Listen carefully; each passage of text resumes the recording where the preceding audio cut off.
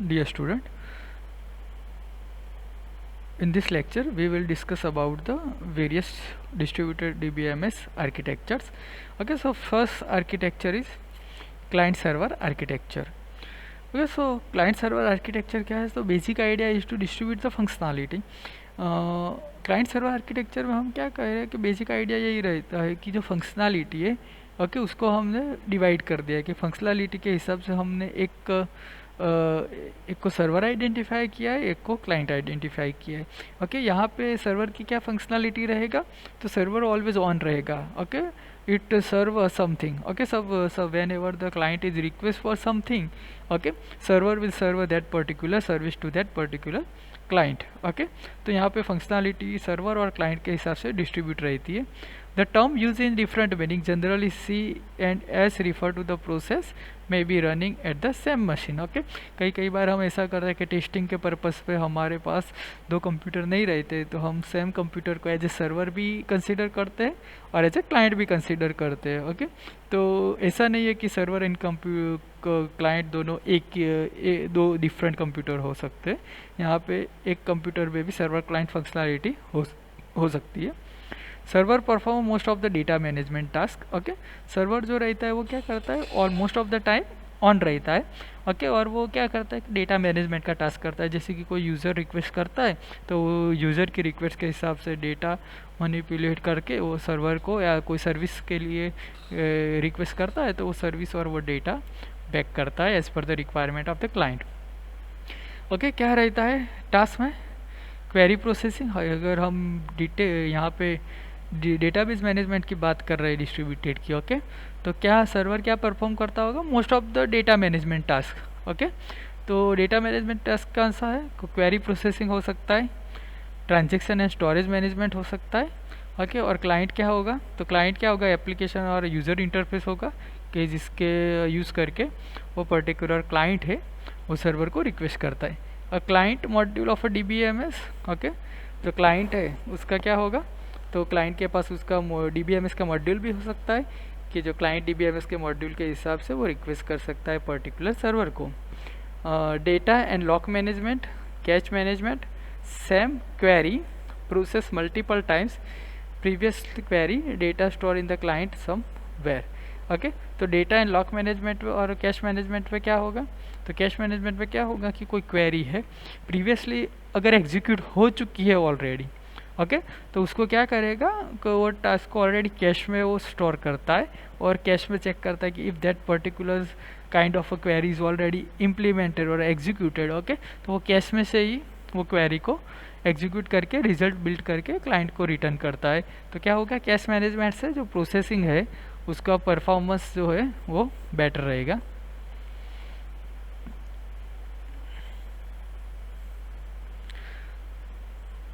If multiple client access the same data, then the lock should be applied to becomes a database inconsistent. Okay, lock management कैसे होगा कि कोई same row same data at a same time multiple client request कर रहे हैं तो क्या होगा? जब तक कोई एक यूज़र वो पर्टिकुलर रो पे काम कर रहा है तो जब तक उसका काम ख़त्म नहीं होगा तब तक वहाँ पे टेम्पररी लॉक रहता है. लॉक होगा कि लॉक कैसे रहेगा? जैसे कि हम ऑपरेटिंग सिस्टम में ऑलरेडी प्रोसेस मैनेजमेंट में पढ़ चुके हैं कि सेमाफोर है. ओके, म्यूचुअल एक्सक्लूजन है.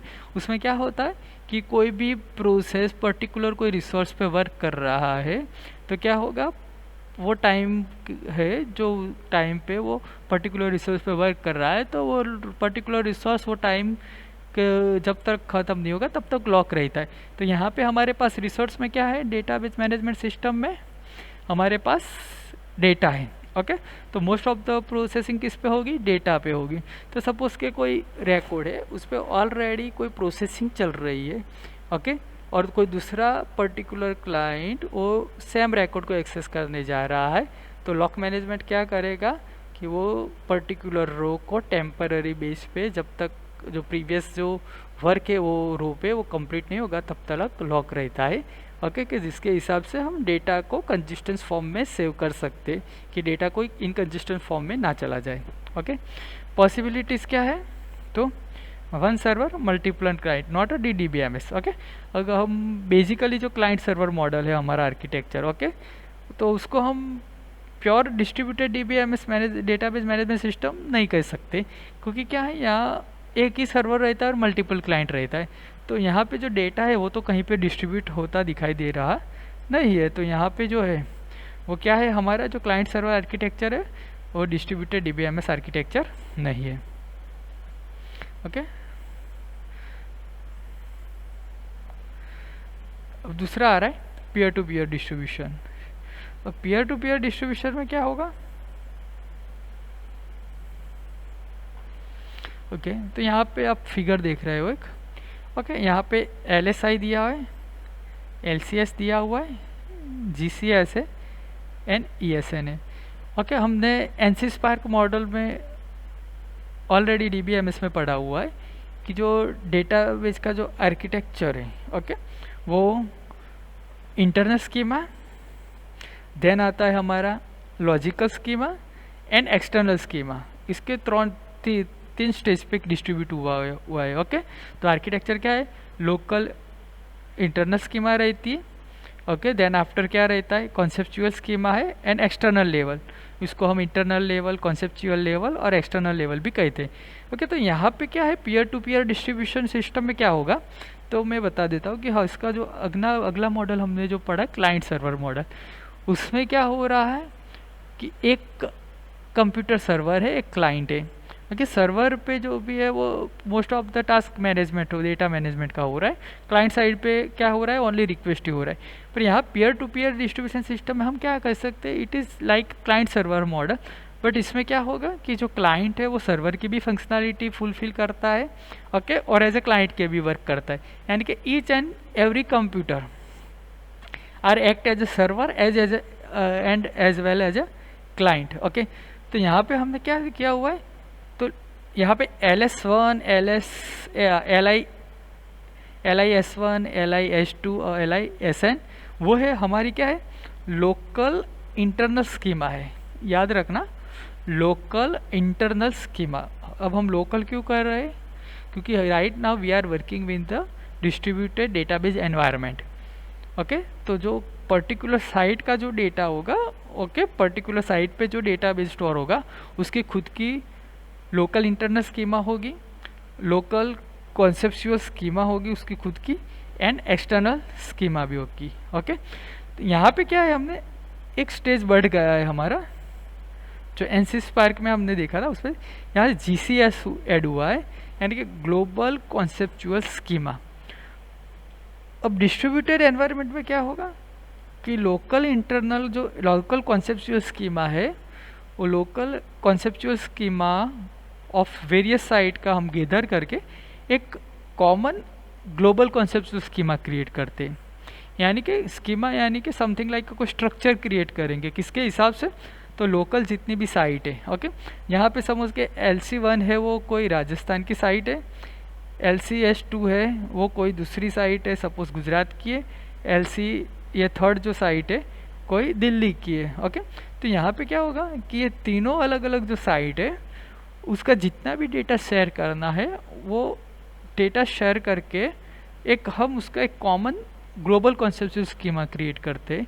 ओके और वो ग्लोबल कॉन्सेप्चुअल स्कीमा का एक्सेस कौन करेगा, तो external schema 1, external schema 2, okay up to N external schema. Okay तो यहाँ पे ग्लोबल कॉन्सेप्चुअल स्कीमा का जो कॉन्सेप्ट है वो यहाँ पे क्या फुलफिल कर रहा है, तो डिस्ट्रीब्यूटेड जो एनवायरनमेंट हमारा वो किसके हिसाब से क्रिएट हो रहा है, तो ग्लोबल कॉन्सेप्चुअल स्कीमा के हिसाब से होगा। ओके तो यहाँ पे जो peer to peer distribution system है, ओके उसमें client and server both activity एक ही कंप्यूटर पे होगी, okay on various site. Okay अगर हमको ये डिटेल में देखना है तो ये स्लाइड में हमारे पास है। ओके यहाँ पे यूज़र है और डेटाबेस। ओके सपोज हम डिस्ट्रीब्यूटेड एनवायरनमेंट पे वर्क कर रहे हैं, जब जो ग्लोबल कॉन्सेप्ट्स की स्कीमा की पहली जो इसके पहले की स्लाइड देखी उसमें प्रोसेसिंग एग्जैक्टली इंटरनली कैसे होता है उसका ये फिगर है। ओके तो यहाँ पे क्या है, जब भी कोई यूज़र रिक्वेस्ट करता है, ओके तो when the user request, okay तो वो किसके पास जाएगा, यूज़र इंटरफेस हैंडलर। ओके और यूज़र इंटरफेस हैंडलर है उस वो कौन से लेवल पे आता है, एक्सटर्नल स्कीमा में जो हमने पहले फिगर में नोट आउट किया। ओके, सिमेंटिक डेटा कंट्रोलर आएगा, वो भी एक्सटर्नल स्कीमा में आएगा। ओके, यह ईच एंड एवरी स्टेज का जो डिटेल कॉन्सेप्ट है वो हम नेक्स्ट स्लाइड में देखते हैं, but up to this point remember this figure. User interface handler and semantic data controller वो कहाँ पे आ रहा है? एक्सटर्नल स्कीमा पे। Okay, global query optimization. Okay, global conceptual schema है ना हमारे पास, तो वहाँ पे ग्लोबल कॉन्सेप्चुअल स्कीमा पे क्या वर्क करेगा? Global query optimizer. ओके, तो global query optimization and semantic data controller, तो वो किस में आता है? ग्लोबल कॉन्सेप्चुअल स्कीमा में। या जो सिमेंटिक डेटा कंट्रोलर है वो एक्सटर्नल स्कीमा पे भी वर्क कर रहा है एंड ग्लोबल कॉन्सेप्चुअल स्कीमा पे भी वर्क कर रहा है। ओके, सो उसके बाद आ रहा है ग्लोबल एग्जीक्यूशन मॉनिटर। ओके, यहाँ पे हम जो भी क्वेरी एग्जीक्यूट करते हैं वो क्वेरी कैसे एग्जीक्यूट होती है? तो first query global conceptual schema पे होगी और उसके बाद वो क्वेरी लोकल साइट पे डिस्ट्रीब्यूट होगी। ओके, तो ग्लोबल एग्जीक्यूशन मॉनिटर क्या करेगा? तो ग्लोबल एग्जीक्यूशन मॉनिटर है वो जो लोकल साइट पे जो भी क्वेरी एग्जीक्यूट होने जा रही है उसका कंटिन्यूस मॉनिटरिंग करेगी। ओके, अब जब ग्लोबल एग्जीक्यूशन मॉनिटर के बाद जो भी स्टेज आता है वो कौन सा आता है? तो it is local conceptual schema and local internal schema पे। तो यहाँ पे क्या होगा? तो पर्टिकुलर साइट पे जो भी क्वेरी जाएगी उसका लोकल इंटरनल स्कीमा होगा जो रन टाइम सपोर्ट प्रोसेसर के साथ वर्क करेगा। देन सिस्टम लॉग भी होगा, लोकल कॉन्सेप्चुअल स्कीमा भी रही थी। ओके, इसकी डिटेल जो हम नेक्स्ट स्लाइड में देख रहे हैं। ओके, तो यहाँ पे हमने ईच एंड एवरी जो हमारे स्टेज थे उसकी डिस्क्रिप्शन है। तो यूज़र इंटरफेस हैंडलर क्या करेगा? तो यूज़र इंटरफेस हैंडलर क्या करे? यूज़र की जो भी क्वेरी आएगी, कमांड आएगा, उसको इंटरप्रेटिंग करता है और फॉर्मेट को रिजल्ट जो आएगा उसको फॉर्मेट भी करता है। यानी कि जो ये लेवल है हमारा यूज़र इंटरफेस हैंडलर वो दो टाइम पे वर्क करता है, when it get the command or a query from the client. Okay, और दूसरा कब आएगा? कि जब डेटाबेस में से पूरा रिजल्ट प्रिपेयर होके यूज़र को डिस्प्ले करना हो उस वक्त। ओके, तो हमारा जो यूज़र इंटरफेस हैंडलर है वो क्या करता है? यूज़र की क्वेरी को इंटरप्रेट करेगा कमांड को, और दूसरा क्या वर्क करेगा कि रिजल्ट को फॉर्मेट भी करता है। ओके, और ये एक एक्सटर्नल स्कीमा डेफिनेशन है। दूसरा आ रहा है semantic data control. So it check if the user query can be process, syntactical checking. तो सिमेंटिक डेटा कंट्रोलर है वो क्या कर रहा है?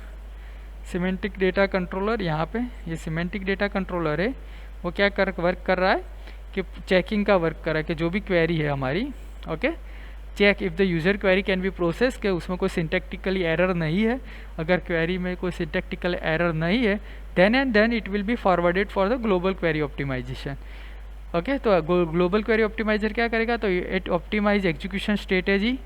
ओके, कि कोई भी क्वेरी है तो कौन से प्लान से एग्जीक्यूट करनी है, कौन से प्लान से हम एग्जीक्यूट करेंगे तो वो ऑप्टिमाइज फॉर्म में एग्जीक्यूट होगी। Global queries to a local one, और जो ग्लोबल क्वेरी है ना उसको लोकल पर्टिकुलर साइट पे कैसे एग्जीक्यूट करनी है और उसको कैसे ट्रांसफ़र करना है। ओके, ग्लोबल एग्जीक्यूशन मॉनिटर क्या करेगा? तो कोऑर्डिनेट करेगा distribution execution of a user request, response should be from each side, result should be either null or some data.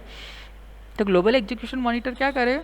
तो उसने तो जो क्वेरी लोकल पर्टिकुलर साइट पे ट्रांसफ़र कर दी है। ओके, तो ऐसा होगा कि सपोज़ को हमें ऐसा फाइंड करना है कि पर्टिकुलर बैंक का डेटा है, तो आज के दिन में 10 लाख का ट्रांजेक्शन कौन कौन सी साइट पे हुआ है या कौन कौन से एरिया में हुआ है। ओके, तो हमने सपोज़ कि 3 साइट कंसीडर की है, गुजरात है, राजस्थान है और दिल्ली है। ओके, सपोज़ कि गुजरात का ही जो लोकल साइट है उसमें से कोई डेटा नहीं आ रहा है कि चलो कि गुजरात की जो साइट है आज पूरे दिन में किसी ने 10 लाख का ट्रांजेक्शन नहीं किया है।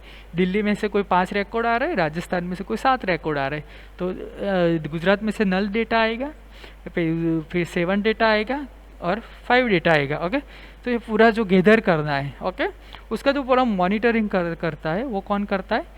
Global execution monitoring. If some of the site are fail, in this case is must be sure by the system. Okay, अगर ये कोई क्वेरी लोकल एग्जीक्यूट हो रही है और टाइम ड्यूरेशन में कोई एरर आ रहा है, ओके, तो उसका भी मॉनिटर करेगा, ग्लोबल एग्जीक्यूशन मॉनिटर को करना पड़ेगा।